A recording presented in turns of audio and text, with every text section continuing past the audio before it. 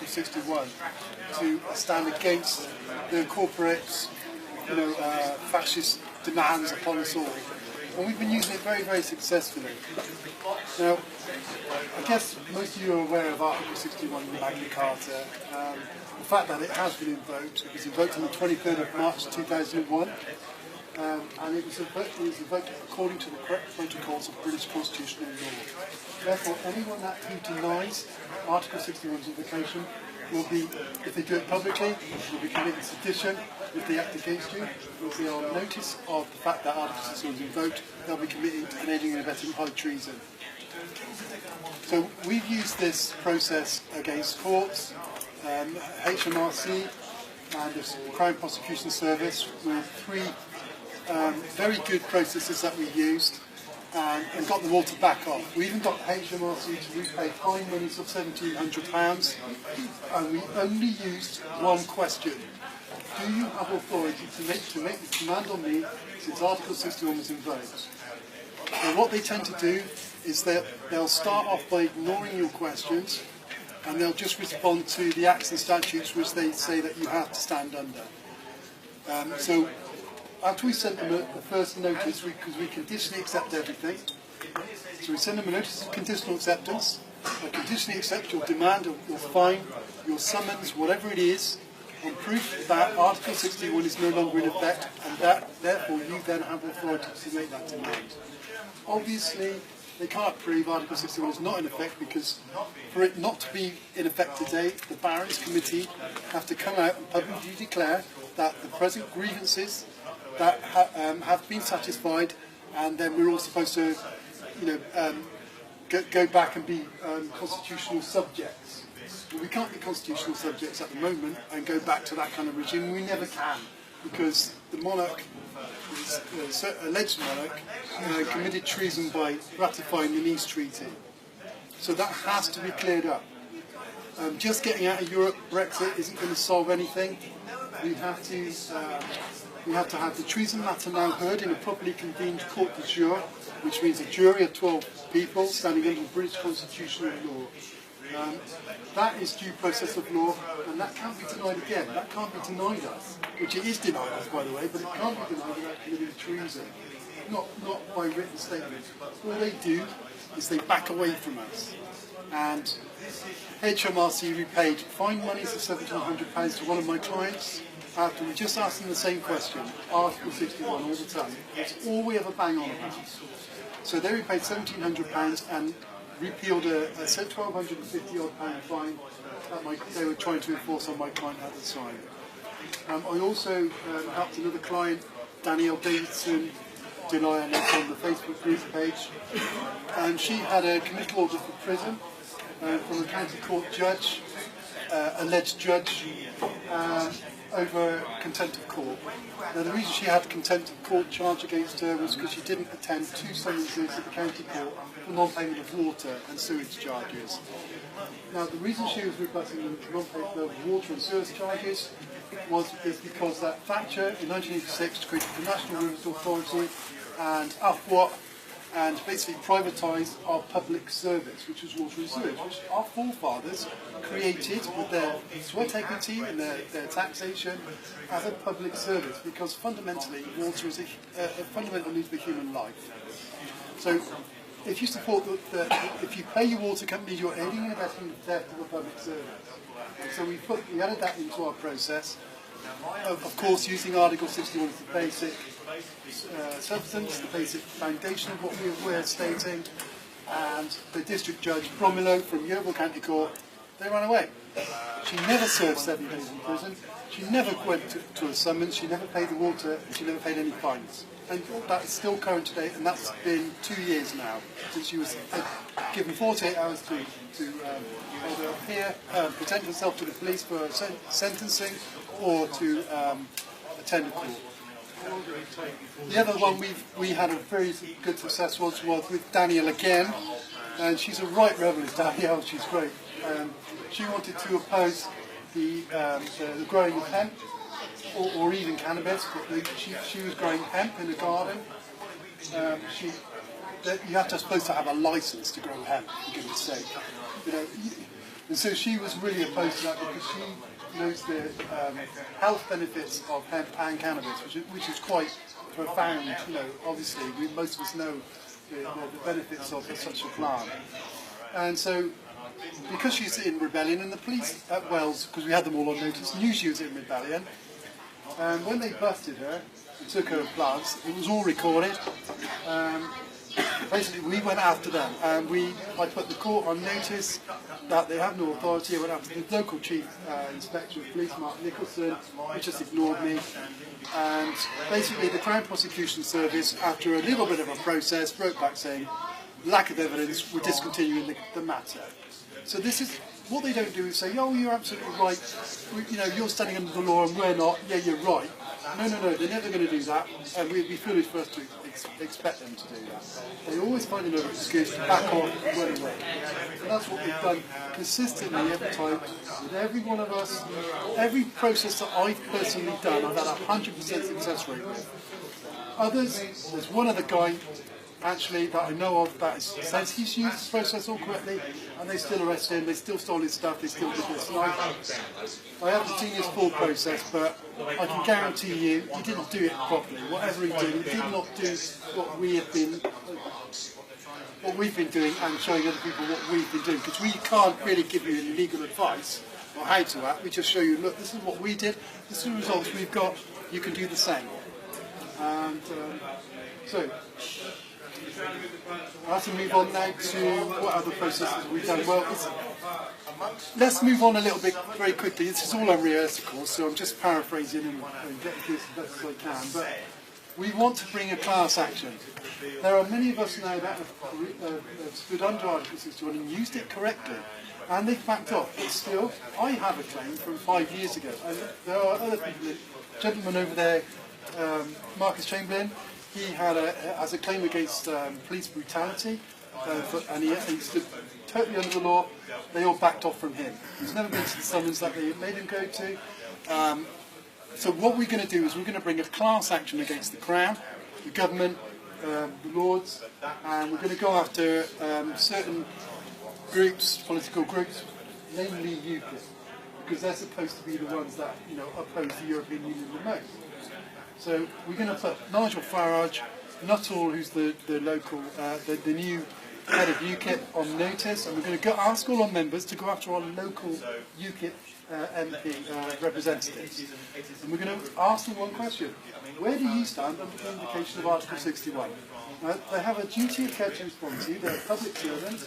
It's a very simple question.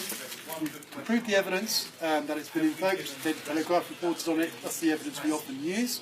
Also the letters between the Barons Committee and Sir Robin Jambrin, the alleged Queen's private secretary at the time.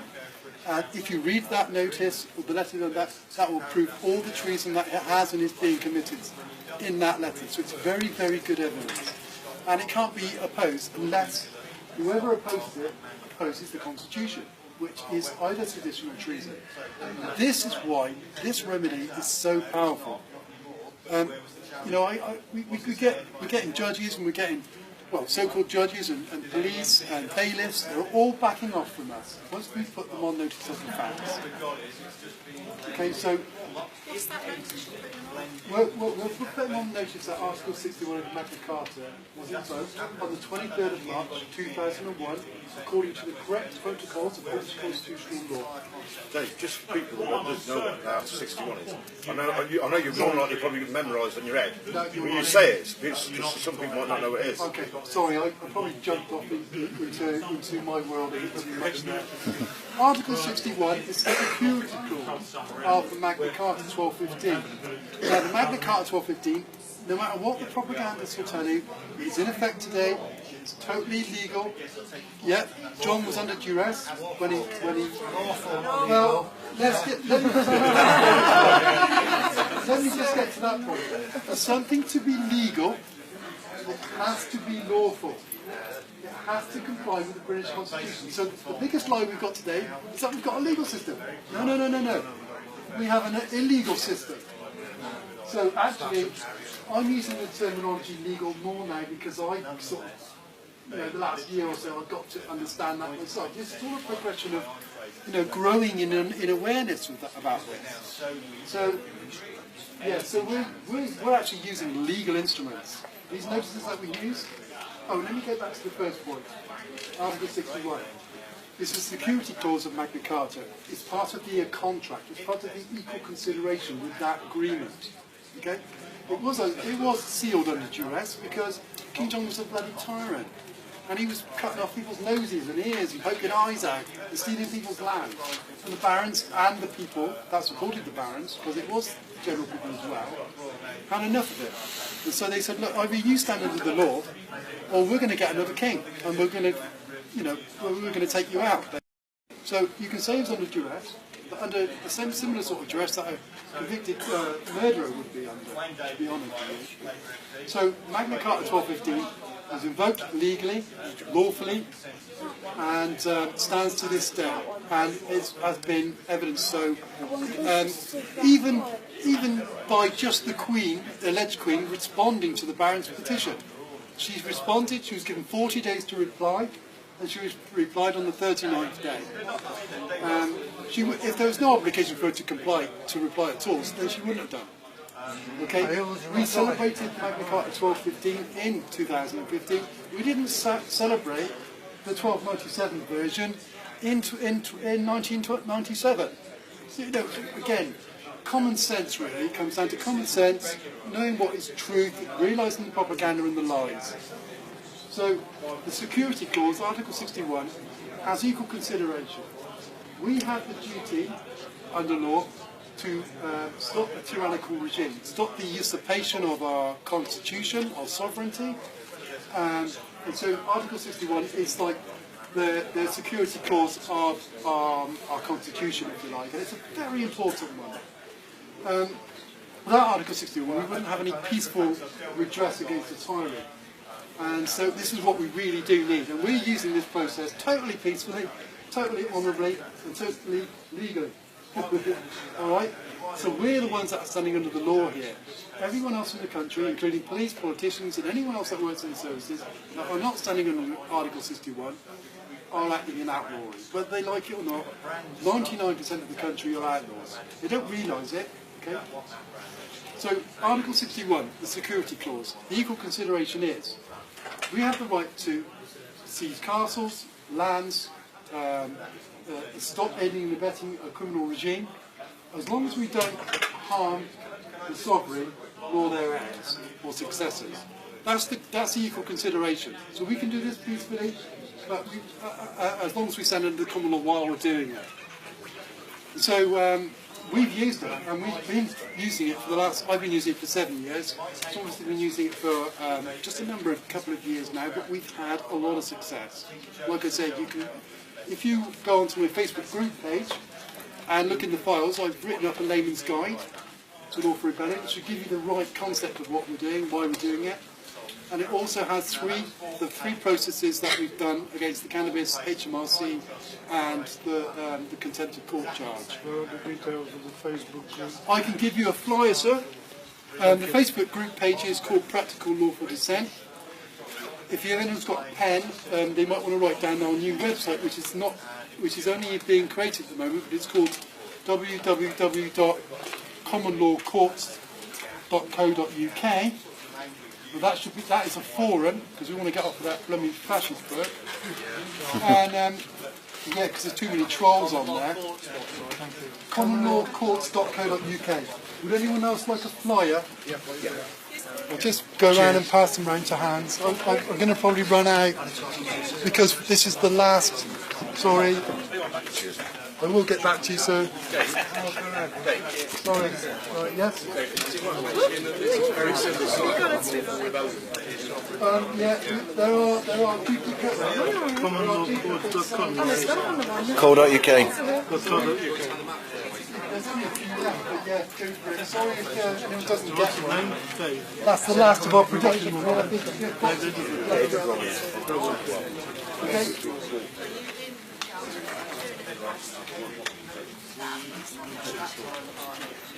Well, sorry, that's the last of the flyers today, I'm afraid.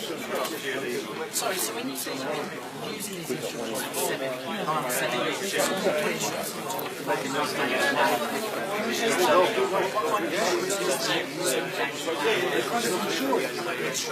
Oh, okay. The instruments that we're using are lawful instruments, they're notices. The reason we use notices, let's just wait for everyone's attention. The reason we use notices is because when you put somebody on notice of a fact in law, they cannot deny to know that fact. Okay, so if you notify somebody of a fact and provide the evidence of that fact, they can't turn around and say, oh, I was unaware of that fact. Okay? Now, when it comes to the facts of treason, you have an obligation under law, if you know of an act of treason being planned or committed within or without the realm, to report that to a justice of the peace as soon as you can. If you don't do that, under Section 1 of the 1795 Treason Act, what's called misprision of treason. You're aiding and abetting. You can be, if you don't report the crime, you can actually be, and it's proven that you knew about it, you can be convicted for that crime. So we have an obligation to report that crime. We have an obligation to use these notices. We are compelled by the law to stand against this criminal government and to do it in an honourable, peaceful and logical, reasonable, evidential way. And that is what we're doing. And I've got to tell you guys, it's growing. This is getting bigger and bigger by the day, and we're having success after success. You know, that 100% success. Quite most of my processes in Glastonbury, where I did 2 or 3 pretty powerful successes there. Like I say, against HMRC, CPS, and Her Majesty's Courts and Tribunals. And they're all back to it. And we've got evidence, like I say, in the layman's guide to prove all this. We've got a couple of people here that have used the process, like I said, with Marcus. I'd like to have had a few more of us, but they haven't managed to turn up. Can I just ask a question? Yeah. Is this applicable in Scotland as it is here? Yes, it is. Is there not sort of a different... The Acts of Union bring in Magna Carta to Scotland as well. Right. Look, Connor, we've got a really great guy. He's a young guy on the Facebook group page. Connor, his name is, and he's doing the Scottish element. He's really up together. It's a lot of research. So look on the Facebook group page. He's one of the admin, Connor Wilkinson. Fantastic. He's a really good guy, and he's got his own Scottish element of the rebellion. So you can get all your information from there. And he's a fantastic guy. Shame he couldn't make it today, like a lot of them actually. Excuse me, may I ask a important question? Why is it that they ask for the oaths of allegiance to be and do you sign it with the thumb? No, you sign it as the how do you? Why do you have to send it? Why can you not do the oath and keep it? No, you can. Why do you have to? Because I'm part of the sovereign movement on Facebook. Sovereign Power Legal, and I've got a lot of people wanting to involve this and use it. I have done it myself, and I've gone quite far advanced with my statutory notices and stuff like that. I've chatted to you quite a bit. Okay. What I don't understand and I can't answer is why do we have to sign? Because contracting questionable, and 2, why? So yeah, can we not sign and send it, or can we use a thumbprint? No, right. Okay. Let's first of all state why we ask people to. Let's just think why we asked people to create an oath and send it to one of the barons. It was an obligation. It wasn't an obligation. It was a promotional thing. We wanted the barons to realise that actually people are waking up to this and that they're going to have support. So we thought it would be a good idea to send them the religious history. So they realise that the army is starting to arrive now. And we can't expect the barons committee to expect the battlefield without the army arriving, okay? And there's not enough of us yet. We've got to protect them as well. They've got to feel that they are protected by enough people. So you can create an oath of allegiance. We always insist on you create an oath of allegiance, okay? Because that takes away any it proves your intent. It proves that your intention. You don't have to send it to a baron. You can have it, write it up, get 2 people to witness it, because that makes it a legal instrument. Like in any crime that you see, if there's 3 witnesses, you know, the crime is Three like good men evidential. or three witnesses? Three good men. Three good men, three witnesses, call them what you like, three good women, anyone doesn't matter. And these family members, who was ever going to question the validity of your co-signatory witnesses? So no, you don't have to send it to a baron. You can just keep it and use it in a process. Because what we do is when we conditionally accept, we send usually 4 pieces of evidence. We send Article 61 text, the closest that I could find that is that has been translated from Latin. We send the letters between the barons and Sir Robin Jambrin, and we send the Daily Telegraph report of the 24th of March 2001, stating that it was invoked. The Barons Committee, the Barons are a quorum of 68 Viscounts, Dukes, Lords, etc. that got together in 1999 to discover or to discuss whether treason would be committed with the signing of the Nice Treaty. And if you read through the letter between Barons and Sir Robin Jambrin, you'll see all the evidence of why it's treason. All the evidence, we use the evidence, if you go into the files, if you look at the layman's guide, the evidence is in there, but there's also a separate file just saying evidence, and you can read it in there. Now I've lost my thread. Somebody picked me up, where was I? No, he told me it was the Barons. Okay. Evidence. 4 pieces of evidence and just... Alright, so yeah, we sent the Daily Telegraph report, which was on the 24th of March, written by Davis, what's her name? Caroline Davis, thank you.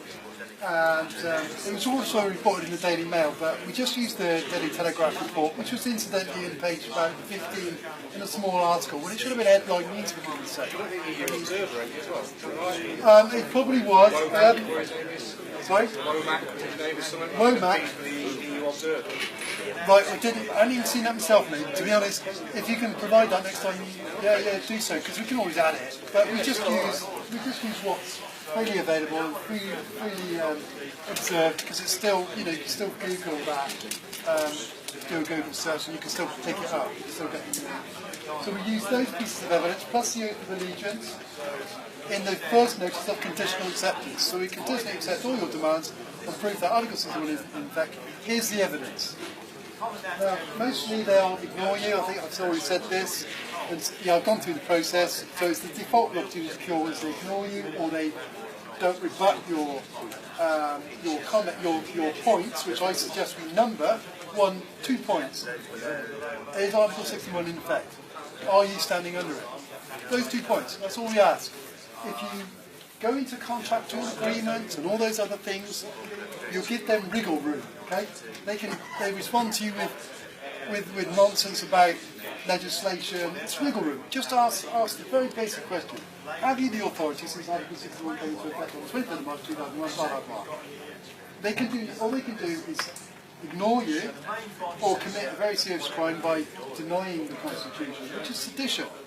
And they will be providing you evidence of that sedition. So you can look in the files that I've done. You can look at how I responded to Judge Richard Bromillow from Yeovil County Court over the contempt of court and prison sentence charge, where he said, because Danielle gave me power of attorney, so we put that in the notice, in the default notice, saying that this guy's got power of attorney. So he wrote back saying, you have to attend court yourself. You cannot use power of attorney in this way.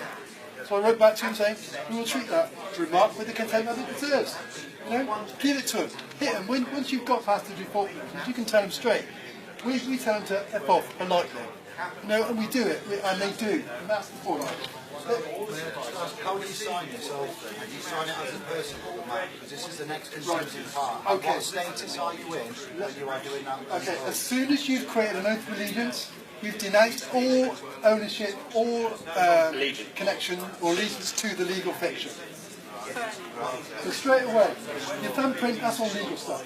You don't need that. Just sign. We don't even sign of the family, David of the family Robinson. We don't do that. It's all legalese.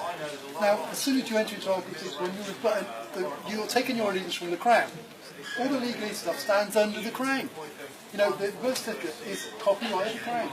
You've rebutted that by just creating the open allegiance. That's it. So don't follow the Signatures, doesn't matter how you sign it. No. You just put your name for me, David Jeremy. Sign it in blood, sign it in pink, sign it in red, doesn't matter. It's just your name. The name that's character. It's not the legal The given name, the given name. Yeah. So you'd use the given name. You use your given name. You don't David. even- So just David would you? Yeah? You can, but I always sign David Robinson. That's my name. Once you sign that, then you're setting out the jurisdiction of it anyway. And because you're under an Article 61, so it doesn't matter about it. Yeah, I can do that via a statute today. The reason I ask that is because I'm knowledgeable of the other side of it, which is what you're saying, the wriggle rule, the notice of intent, statutory declaration, affidavit, serving people and putting them on notice, and then obviously moving forward in the status as a living man and having the public all caps and the private person. So if I ever wanted to go to court, should I be crazy enough to, I would use my private person, not the all caps, and not claim the name. Yeah, default, de facto, not de jure. Yeah, I'd go into a juris persona there. So what is your, in a nutshell, from stage 1, 2, 3, 5, like I've not enacted this article yet, what is that in a nutshell? What is the process? What are we achieving, or what's the process? To remove out of that legal. What we're doing is we're rejecting. We're rejecting. We're not protesting. You don't want to be a part of that society. Well, we can't lawfully. The law forbids you to be part of it, to accept legalese today. So what is that step that's saying enacted? You've got to write your own. What is the stage that I would follow? Yeah, what's the It's got the process on it. Well, you have the process on it yet. If you read the step-by-step process, or if you read the Layman's Guide, well, I've got a hard copy. I downloaded a hard copy of the Layman's Guide. It's 130 pages long. I'm not going to read it out. But within this process, I hope to have been able to give you the right concept of what we're doing here. The right concept about the law. And the reason why it's so long is I've added the other 3 processes to prove that this stuff works. So most of it is the processes that we've actually used. This reading is well worth reading because it should give you the right understanding of the constitutional law, because most of us are, we haven't got a clue. I mean, most of us have been misdirected by the Freeman movement. Don't get me wrong, sir. I was an admin on FAOTL for a year.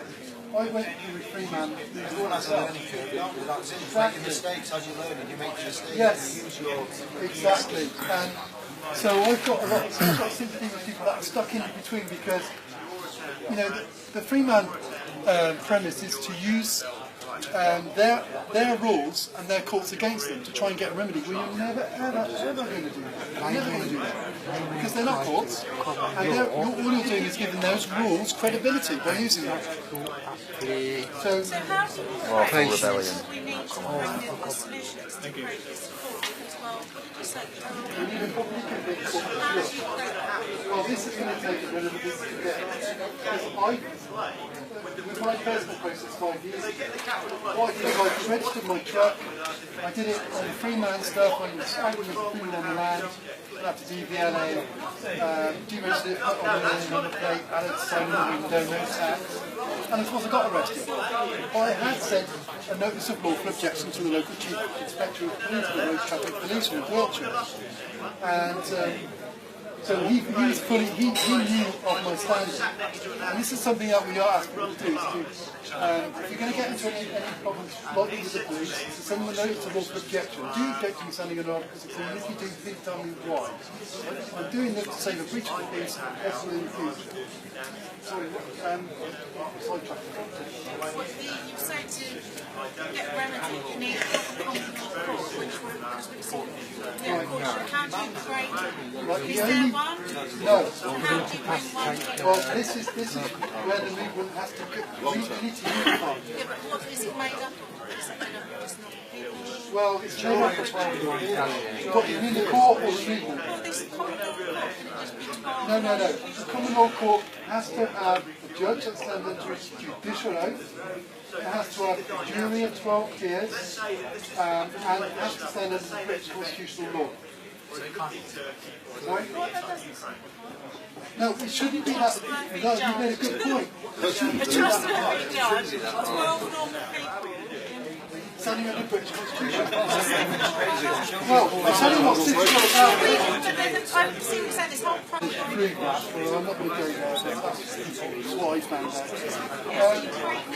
So the process, the only way we're going to get a public convened court to shore, and we need it to get the treason matter heard in that court, is for the people to unite and to demand it. So we're planning on bringing a class action this summer against the all and sundry, all politicians, all laws, UKIP, because they pretend to be, we're going to go after certain alternative media outlets like David Icke, because he should be standing out under it and reporting on Article 61's implication and lawful rebellion movement. So we're going to make a public show serving notices on Nigel Farage, who's allegedly going to accept a knighthood on the alleged Queen's birthday on the 10th of June. So we're in the process of working out how we can do that peacefully. We have to put the police, the Met on notice, to put everyone on notice. Wouldn't it be interesting to bring a class action against, say, Boris Johnson, Michael Fallon, and what's the other guy, Hammond? Well, rather for funding terrorism. He's just said, could we bring a class action against Hammond? A few of the other people for aiding and abetting, what was it, war crimes? Terrorism. Well, we could, but the main objective for the movement is to get the treason matter heard. Because the treason matter, once heard in a court of law, will change everything. For a start, all EU treaties would be null and void instantly. They were all illegally signed up to. All the United Nations signed up, our treasonous government signed up to in 1948 would be null and void. We cannot stand under the United Nations human rights rubbish. They can repeal it. Same as the European Union's human rights. They can repeal it. If we accept it, they can later repeal it. We have our own human rights in the Bill of Rights, Declaration of Rights, Coronation Oath Act, the Magna Carta. We have all our human rights there. So the main objective is to get Article 61 in the courts, which is why every time we do a process, we only stick to Article 61. Because if we do get a court to jail, we will have treason heard in a proper court. In a court where the people hear it.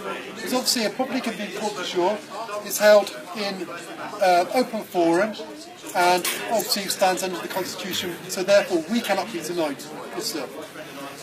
I recently wrote to my MP, Conservative, asking how he could square the Queen's Oath of Allegiance with the Lisbon Treaty. Right, good question. I bet you got no answer, did you? It wasn't the MP that replied, it was the gopher in the office, introduced the word treason. I didn't mention it. Really? That would be interesting. And said there was no treason because the country was part of the community and therefore became a new country, therefore there was no breach of the Oath of Allegiance. Well, that's easily got over by the fact that David Barmby, who's here today, David Barmby, the guy who collected all the evidence for his sedition and treason and put it into a document which you can get off of David. Oh, yeah, this is evidence that Edward Heath committed sedition and treason at common law by bringing the line to the British electorate about the no essential loss of national sovereignty and sorry, I had it upside down. And so, well, thank you, David, for that. You did a great job. Burgess is actually trying to get the Wiltshire police to follow up on the treason there. Great. So if anybody wants to cooperate with Albert Burgess, I can remain in touch with him. He's produced all the evidence. Yeah. Submitted. The trouble with... So I've set up a Facebook group and we've got a website coming up. Unfortunately, Albert doesn't see eye to eye with the Law for Rebellion movement. He thinks we're just doing it to save a few quid. He doesn't seem to get it. So Albert and I have had a few heated discussions on Facebook, let me say.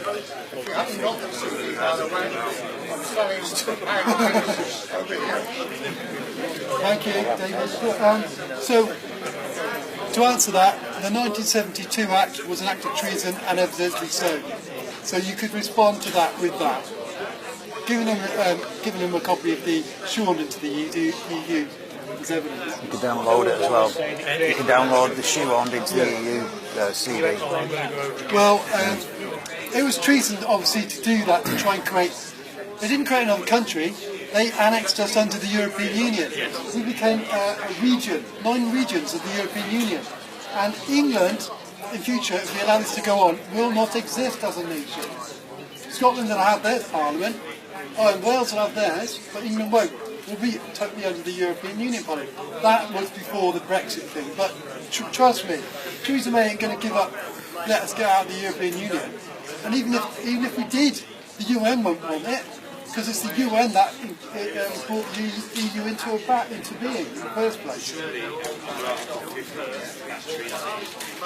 still has 2 years to make up any law, whatever. So nothing's changed. Nothing's changed, and nothing will change until the people unite. And all we're asking people to do is to support us and unite under British constitutional law to save our sovereignty. Without sovereignty, there can only be slavery, people. I don't know what else I can say. I've got a duty to compel you if you don't want to.